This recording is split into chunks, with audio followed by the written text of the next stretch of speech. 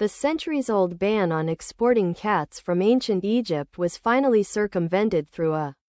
circuitous route that involved clandestine dealings with Phoenician traders who smuggled the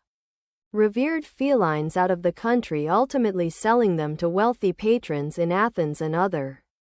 prominent cities where they became prized possessions and symbols of luxury and status.